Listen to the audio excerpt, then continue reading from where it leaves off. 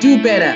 Be better. Welcome back to the Spitfire Podcast Take 5. This is where we chat inbound marketing as a methodology, digital marketing, sales and services, and talk all things HubSpot and Spitfire related.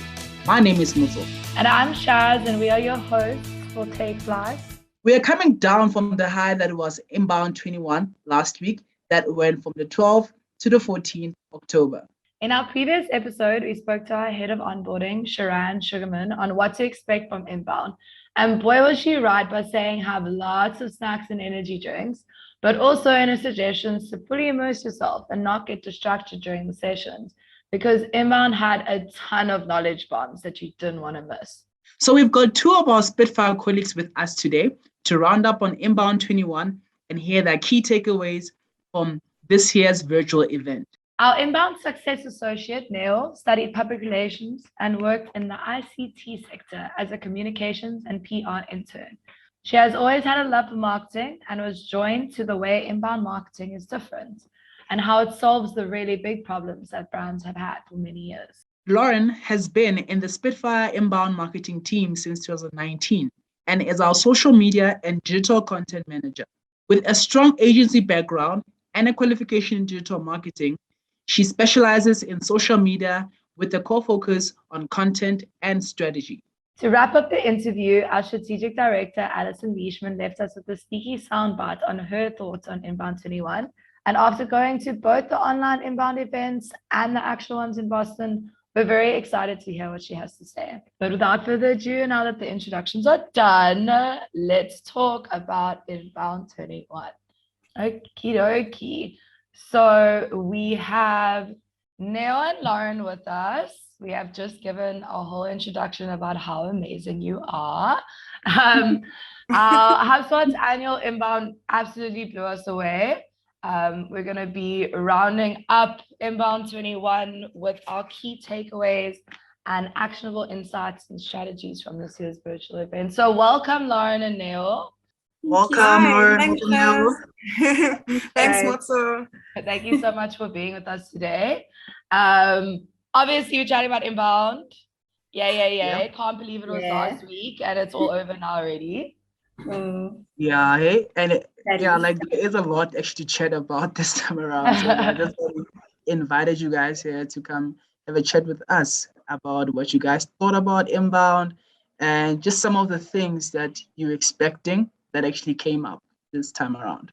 So I'm gonna start with Lauren because I was following Lauren on Twitter. If I was missing out on anything from inbound, I would just go on to and I'd be like, oh, okay, cool, this is what's going on. So Lara, just a quick highlight of your keynote speakers or your favorite speakers from the weekend, and what topics they spoke about. If you could summarize who your favorite was or what your favorite was from the weekend. Absolutely. So, I mean, first and foremost, it definitely has to be the HubSpot Spotlights. So they do have that every year. This year it was Yamini Rangan, Damesh Shaw, and Brian Halligan. And they really, it was so inspiring because they really spoke about, obviously, you know, it's second year of pandemic and COVID.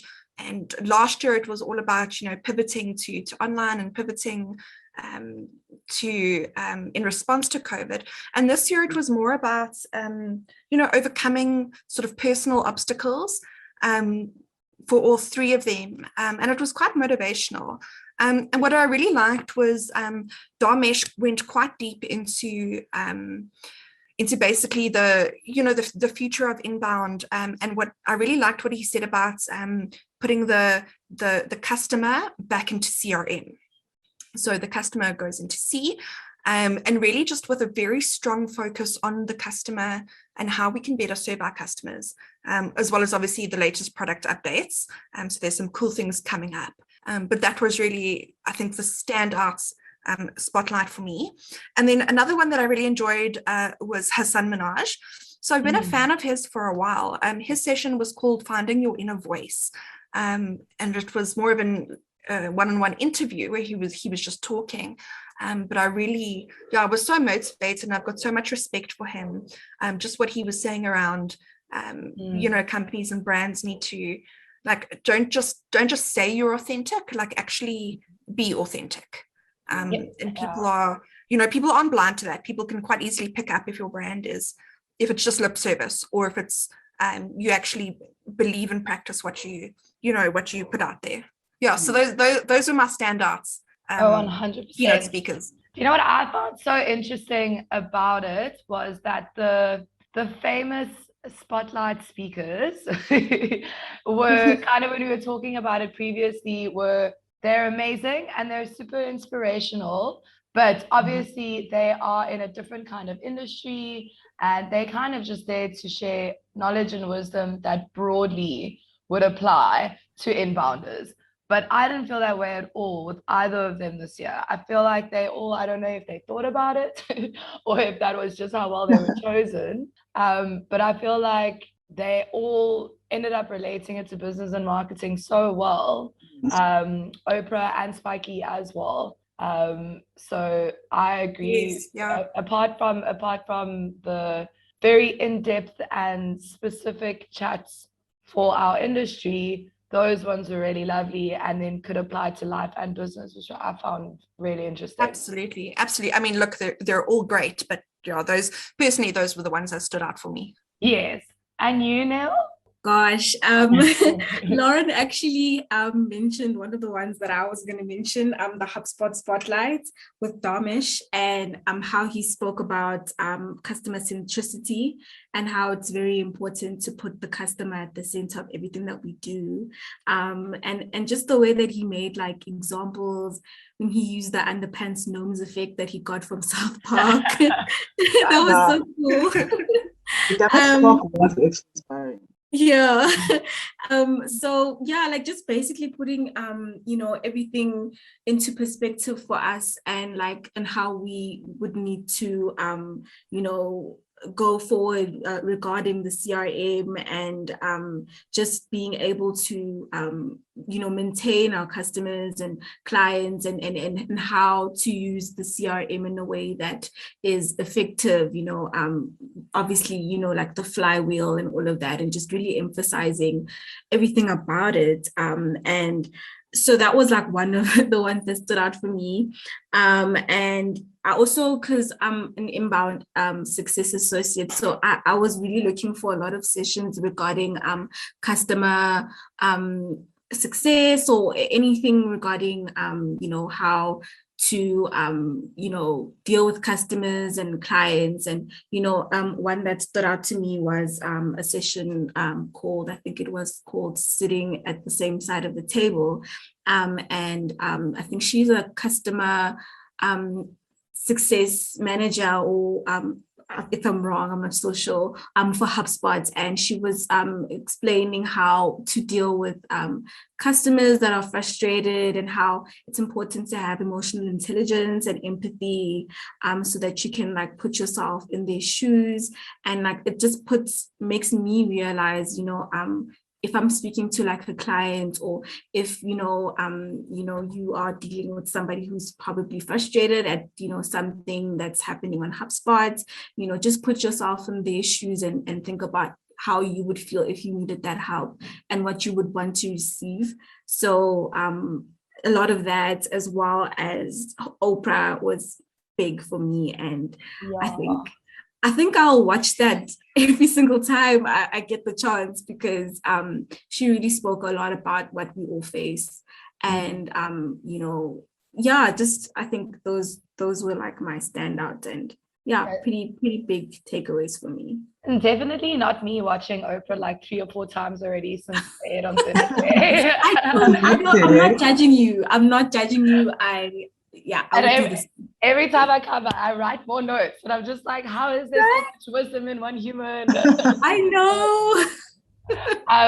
But also, Neil, everything that you said, right, and everything that you learned, or not learned, that was reinforced.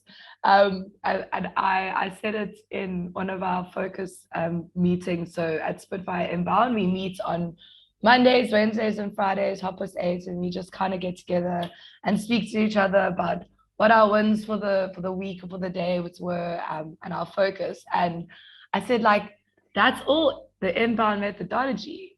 Wild. Like all of the stuff that we were learning at inbound was reinforcing what we learn while we're working with this inbound methodology of way of doing things. And for it to come out as empathetic and human over and over and over again is just, it's so, yeah, I'm so happy that we're all doing this together, because it's a good way of doing marketing in the world, if that makes sense. Yeah. What I'm saying? Absolutely. I hope that makes sense. Totally. So I think also for me, like my highlight I would say, guys, was the mesh, that talk that he gave, and I liked how he gave us like a background of CRM and how he sees CRM as not just customer relationship management, but customer relationship magic. So meaning putting the customer first, making sure that whatever you do, you make sure that the customer is delighted. And I think that's what HubSpot always emphasizes, that, you know what, let's do away with the funnel and let's actually have a flywheel, basically, where we could actually have this process be repeating over and over again to make sure that the customer is delighted. And, you know, the whole thing of customer centricity, like, makes sure that we put the customer first, and we always make sure that they are satisfied with what we do, so that at the end of the day, they can be able to refer us to other people and make sure that our business also grows and they're also happy as well. So I think for me, that was also like a very interesting thought. And like you said, Shares, like re-emphasizing what we've already been learning and what we're also doing as well. Definitely, yeah. And also being a first-time inbounder and you in the world of inbound, it was just a reinforcing. And I'm really excited about the updates that are coming, Lauren. Yeah. What would you say? I mean, you can't really say there's a favorite because they're all going to be amazing and help us forward. Yeah. But what would you say one of your favorite upcoming updates will be? Damesh also spoke in his chat about Web 1, Web 2, and Web 3, and that was a revolution that's kind of going to be coming and not really happening just yet, but it's on its way. And I feel like the updates really have spoken into preparing for that. Absolutely. You know, there are a number of updates and cool things sort of in beta testing and that are coming up. I would highly recommend for everyone listening to this, our strategic director, Alison Leishman, she actually wrote and published a fantastic blog article on the latest updates to come out of inbound. So I would definitely encourage you to go check that out. I'm sure Shazam also will put that link in the show notes. And she lists all of the updates, but the one I'm excited about is the sandboxes, which is live. And this is a really cool update that just allows, it's more of a safe place for users to test changes without kind of permanently changing data or interacting with customers. So you can sort of do what you need to do, test it out before going live. And it's really a tool that will help build, help build the team's confidence within HubSpot. So I would definitely say that that's a big one. So go check out the article and go check out specifically sandboxes. If you do work in the HubSpot portal, it's definitely going to be a game changer. I remember seeing in the comments people thinking, what is a sandbox? Where can you play? Like, yes, we can play. We can play safely, but not right now. Everybody calm. Yeah. And for you, Neil, was there any kind of concept or update, specifically HubSpot or just from a speaker in general, that you thought, maybe I already do that, or I don't do enough of that, or I don't do that at all, and I'm really excited to implement that in in my work. Yeah, gosh. So I watched one on emails, and it's literally what I do quite a lot. And I mean, as an inbound implementer, that's definitely, one of the core things that we work on is emails. And he spoke about a lot of things. So he's like I think he works at subject line or subject. World Data. It's Jay Shredelson. Yeah. He's fantastic. Yeah, no, he was incredible. That was, again, I think I'll watch that more than once, but he told us a lot about what works for subject lines and all of that, and definitely will implement. One of them is like putting oops in your subject line, and to be honest, I would open that, so it increases open rates and will increase engagement, so just things like that. I think is definitely like something that was like, I don't do enough of this, let me go and work on that. And it's very exciting to actually like implement that going forward, and I know that it will drive results. I'm very absolutely sure. Just to jump in here now, I watched him last year. So this is the second year that I've attended Inbound, and I watched him last year. And what I love about his sessions is that he's got so much energy, but that he also kind of tells you the email trends for right now. Yeah. So it might not have worked in the past, or it might not work in like 3 months' time, but right now there are some actionable. So he takes the data, and there are actionable tips that you can use right now. And the one thing that stood out for me was using bookend emojis in your email subject line. So that's putting in an emoji first, and then having your email subject line, and then putting another emoji at the end. And that increases your email rate by, I can't remember what the percentage is now, I'll have to go back and check, but it was like over 30%, like almost 40%. Just by using bookend emojis in your subject line, which is so cool, and it's something so easy, and it really makes your brand stand out, because competitors aren't doing that right now. Yes, no, there was also, I was surprised by how many things people try. I mean, I've never seen it. I've seen it, but we've never tried it before, and we know it's a no. But like kind of myths, and especially within the email sphere, and I'm assuming that's probably something that people used to be able to do like 3-4 years ago, and now it's just like, stop, don't do that anymore. And he was super open on those things. He was just like, don't do this, do this, do this. And I was like, yeah, and I would have never even thought about it like that.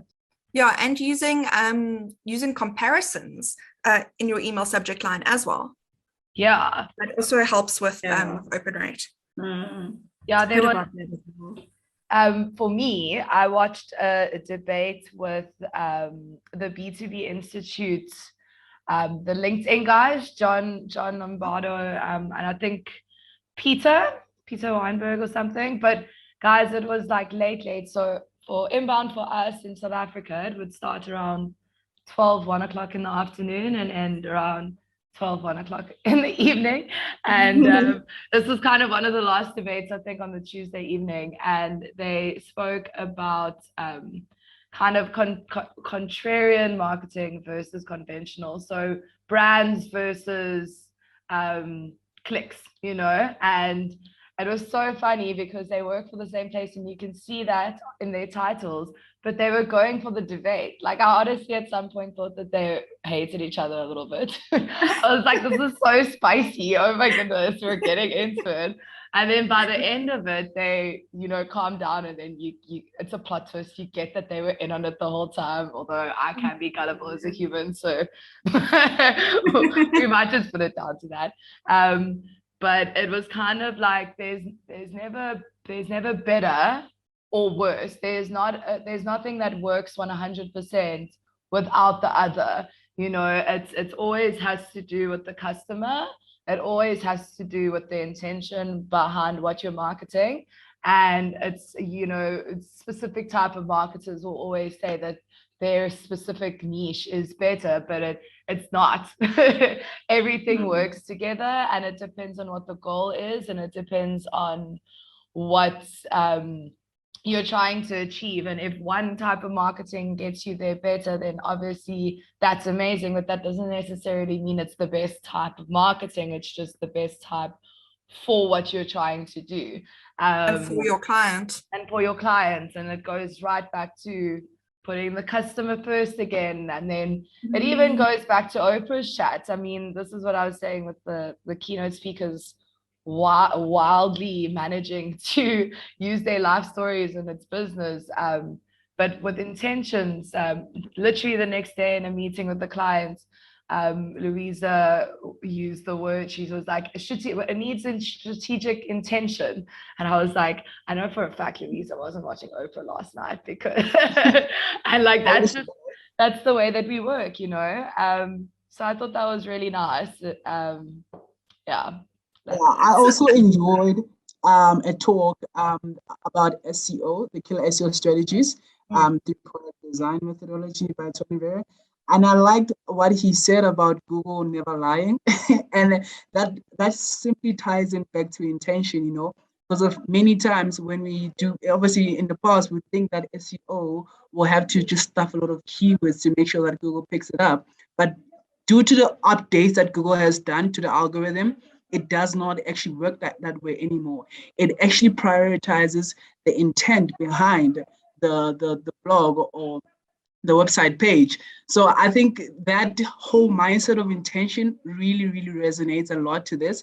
And also I like what he said, that every time you do write anything basically on a website, you always need to remember about the expertise, the authority, and the trust, which is the acronym would be EAT. So that in mind actually can help someone who's actually building a landing page or a web page or a blog to always remember the intent. Like, what is the intent behind that blog page? What are you actually trying to help the customer solve? So I think with that, like it just like connects everything, like with what Oprah said and what those tips that Tony was giving us, like it just connects everything together, and it makes it so purposeful. And it helps you as well when you're building out to always remember that you want to help the customer to solve a problem, not so that they can come to your website and click a couple of pages, but to always remember that there's always has to be an intention behind what you write. So I found that to be very, very interesting, basically. That was a cool session. I watched that one as well. Yeah. And in terms of no one lies to Google, I mean, that's such a great point and quote to remember.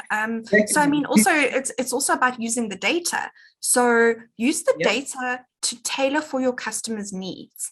You know, there's no guesswork. You know, Google gives you the data, which is amazing, which is super cool. And then something that really stood out for me, and I have this on my top 5 key takeaways list, and this plugs into everything we've been saying now, is that the fundamentals of inbound marketing, so the inbound marketing methodology, the fundamentals stay the same, right? It's all about finding the right combination of strategy, tools, trends that will work for your client and for your project. And it's just about finding new ways of using those applications to achieve the goals of your clients. Yes. I wanted to start clicking because it was like poetry. Exactly that. Okay, so we've obviously kind of on this high off of inbound. I mean, I said earlier, I felt like inbound was like the Olympics. It's like the Olympics of the inbound marketing world. And now, you know, after the Olympics or after some kind of event, you just feel very excited and kind of rejuvenated to go in and practice all of those things. But we're going to be those guys for a second and ask what you think inbound could do better next time. It's the second time that they have been an online event. Obviously, the first time being due to COVID. I know the platform was really, really cool and quite easy to use. But if you had to say anything that they could do better next time, what would your opinion be on that?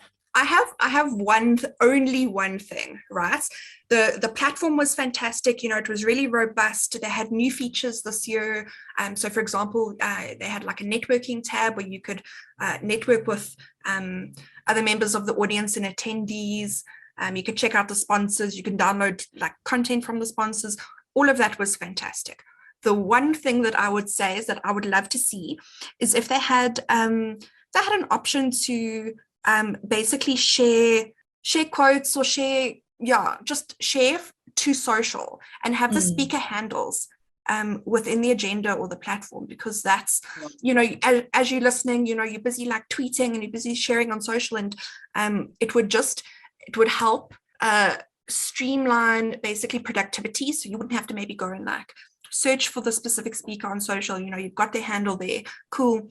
You can just like tweet them, or you can share it to social. That is my only criticism. I would love to see that next year. Otherwise, they did so well with the platform. They had, I think at one stage, like over 4,000 users on the platform at one time. So, it really, didn't crash. There weren't many glitches. So they've definitely ironed out a lot of those sort of niggles from last year. I mean, I don't have much or anything really, because I haven't really attended in the previous years.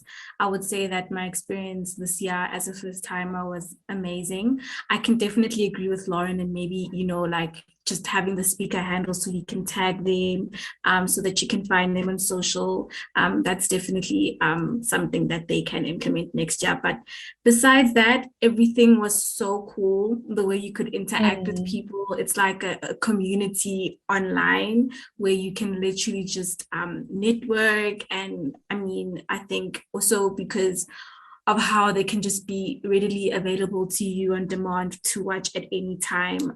That is definitely one of the best things about this conference this year. I completely agree now, being a first timer. I think the only thing for me at all was that when you went onto the agenda, it didn't jump to, if you were on day 2 to day 2, and then kind of the time where you were at, you had to go and find it. A kind of smart content that we could put in and implement, I guess. I don't know. I'm not telling them how to do their jobs at all. I think they were also amazing, responsive via socials when we were tweeting and on Instagram and everything. So I also really enjoyed that part from them. And I would love to go to Boston and experience inbound there after seeing I would too. That must just be such a whole different experience. Yeah. Like I was definitely just kind of like putting myself there-ish as well with the excitement and adrenaline and conversations we were having. And I just thought to myself, like, it would be so cool running from one chat to the next now and like doing all of the things. So that's definitely an inbound bucket list for me. Okay, so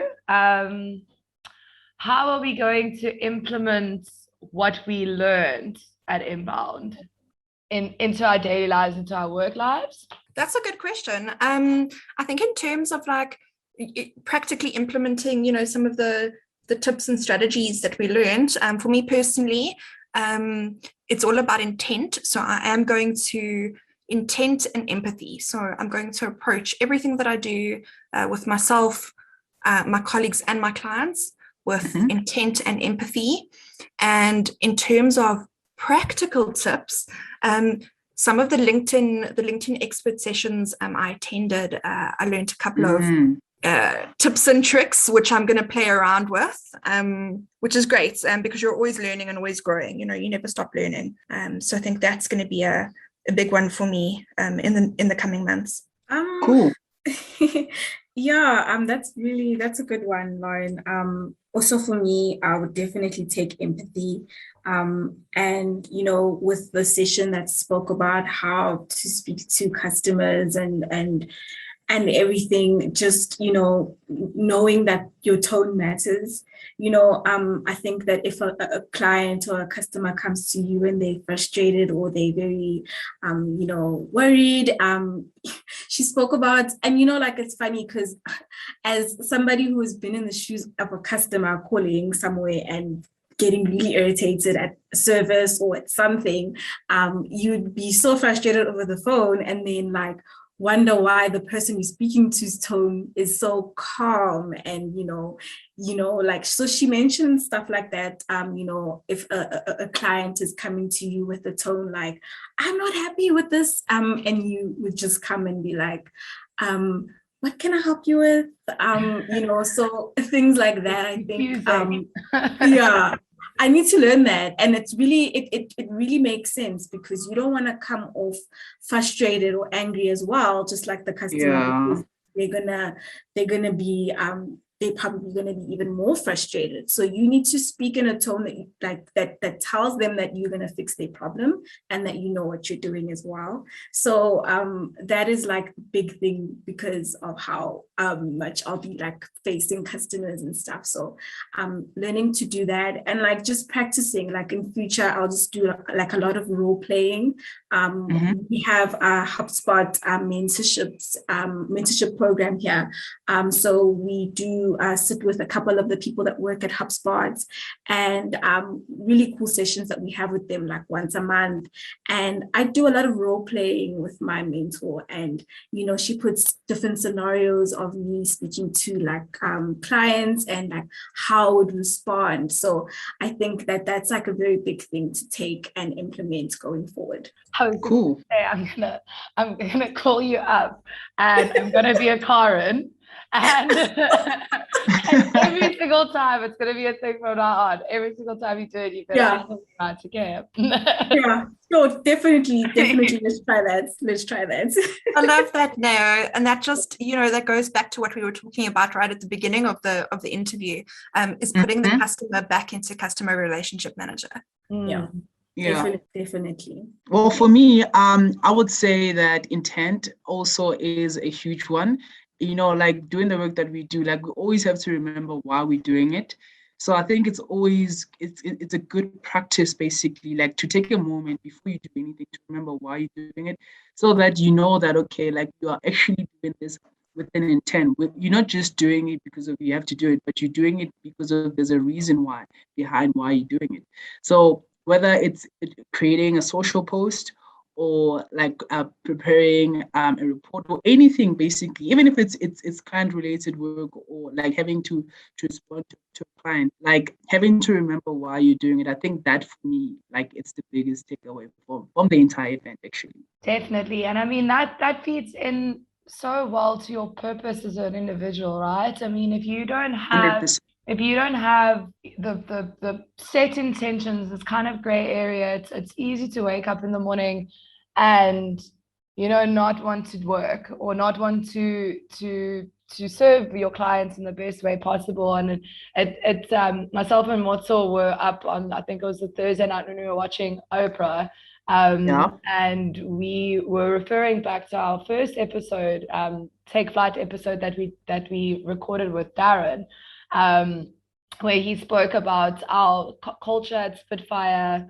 and then culture in general, and how important it is for business. And a lot of what he was saying was that, money isn't everything.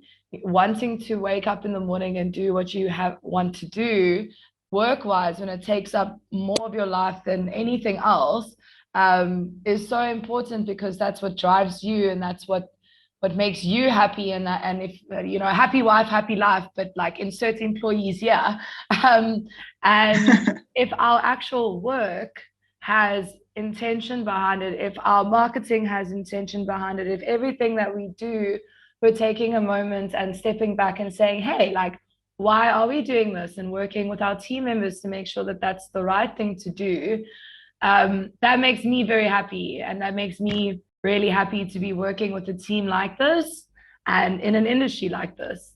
I love that, Shaz. It's really cool. It's like, what is your purpose? What is our purpose as individuals, as well as a business? True. That's really so cool. I think that's such a key thing to always remember. Now, insert sub story here. Yeah. But yeah, that's kind of, so on that note though, that is how Inbound made me feel. I was mushy. I was inspired. I was really, taught a lot of knowledge bombs were just thrown, and I was like, oh my gosh, amazing. But then also at the same time, able in my brain to really start implementing it, right? Like able to think, oh my gosh, yes, like that would make that much more effective, and that's where I could use this. To close off, inbound was a vibe. A real one. And we're excited for next year. But I would be excited to, with the four of us closer to inbound next year, have a conversation and kind of suss where we've come from here, and then think about what's going to happen in inbound 2022, which I think they've set the dates for. Have they? Does anybody? Yeah, I think it'll be in October next year. Same. Which is great.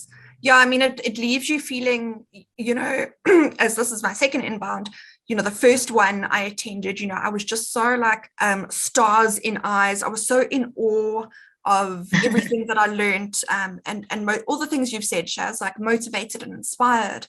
And I think this year I had all of those things. But I also love the fact that it is a community. Like HubSpot is a community, and there are like-minded individuals all across the world, globally, who get to come together and get to grow together. And we'll practice the same inbound marketing methodology, and we all have that purpose, which makes the industry a better place and a better place to work in, both for our clients and for ourselves. Yes, 100%. love you guys. Okay, well, thank you so much for joining us today. I really appreciate it. Inbound was fun, and it was fun to do it with you all. Cool. Thank you. Thanks so much for having us on the show. Very exciting. Thank you, guys. Thank you so much.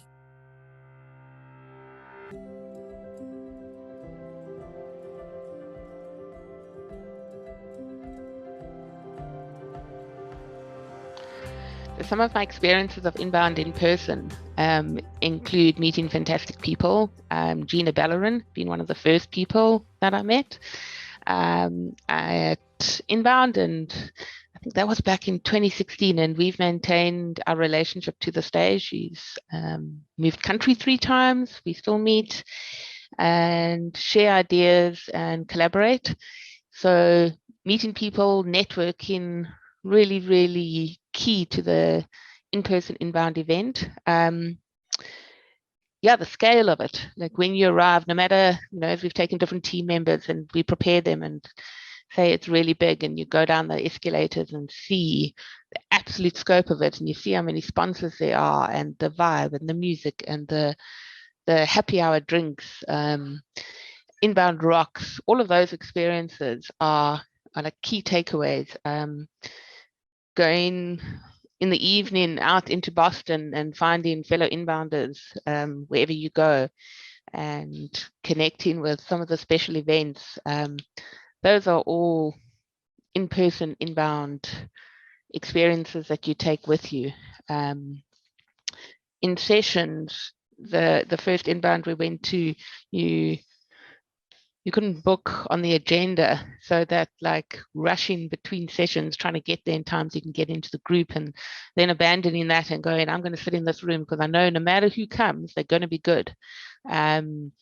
And some of the best sessions that I've attended inbound are not necessarily the ones that I chose, but the ones I landed up in because I either didn't get into the ones I chose. And some of those have been the most inspirational. And I think that just testifies to the extent and the quality of the speakers and the vetting process that they take their speakers through, because you leave every session learning something. And if you don't learn something, you've met somebody. What we did, something that I did, and then whenever we've gone to inbound, and it's something I actually learned from Gina, was have a question ready that you can use as a Kickstarter to ask the people sitting around you. You don't have to sit there going, how do I make small talk and what do I say? But have a question. So the one question in the one year was, what is your biggest marketing challenge? And we actually did a blog post on that. We collected all the answers together and said, from our dipstick test at Inbound, this is what people around the world are saying their marketing challenges. It could be something like, what is the next trend? Or what do you think HubSpot's going to launch next? And that really helped to break the ice and was such a useful and exciting way to meet people and make those connections. So in-person Inbound, absolutely wonderful memories. Meeting the sponsors face to face, I think, is something that is really great. And I hope we go back, but I hope we keep the virtual as well, so more people can attend, as I said earlier. We have this segment to share the HubSpot updates we've heard about and think you should know about. As mentioned, HubSpot delivered its key annual updates at Inbound 21, so we thought what better to chat about than these. During the HubSpot Spotlight session on Tuesday, CEO Yamini Rangan noted that her favorites, but not limited to updates, were HubSpot Payments, Operations Enterprise, and the Service Hub Customer Portal. HubSpot Payments are for US customers only at the moment and is running in open beta. It will give you payment links, allowing for recurring payments, as well as native quotes and payment integrations. We're excited about the e-commerce value of this and will hopefully soon see it being integrated worldwide. Operations Hub Enterprise will be launching in November. It will be a part of the Enterprise Suite. We're thinking data sets, but we'll have to keep you updated as we learn all the details. And a really exciting update for Service Hub Pro and Enterprise users is the Customer Portal. Here, your customers are able to log into a web page where they can access and reply to support tickets. This keeps the conversation going between customers and support reps with no coding, as it's connected to a shared inbox. A crowd favorite update for Spitfire, as Lauren mentioned earlier, are sandboxes. They provide a safe space for users to test changes without permanently changing data or interacting with their customers. It's a huge advantage in building your team's confidence in HubSpot. Next time you're setting up a CRM, testing, or just wanting to see how your code interacts with HubSpot, sandboxes will be the perfect place to be. If you have an enterprise level portal, you'll have access to one sandbox, and additional are available for purchase. On top of these, other exciting updates include business units, permissioning and governance, flexible associations, custom surveys, custom behavioral events, the custom report builder, and forecasting. So many updates that are just going to allow us to do better and be better. We hope you enjoyed our wrap-up of Inbound 21. Thanks again to Lauren and Neil for joining us today, and to Ali for extra insights. Be sure to check out the blog post connected to this episode at spitfireinbound.com and subscribe to the podcast wherever you get your podcast. We'd love for you to like, follow, and subscribe to our podcast, and for you to leave us a review and share this episode. In our previous episode, we said that we'd be starting our Women in Marketing series, but we really wanted to speak about Inbound while it's still fresh. So episode 4, we'll be chatting to some of our own team members on what it means to be a woman in marketing, and more specifically, what being a woman at Spitfire means and how and why it's so important to our company culture. Remember, all the links that were mentioned in the show about Inbound 21 are in the description below. Thank you again. See you soon. Bye.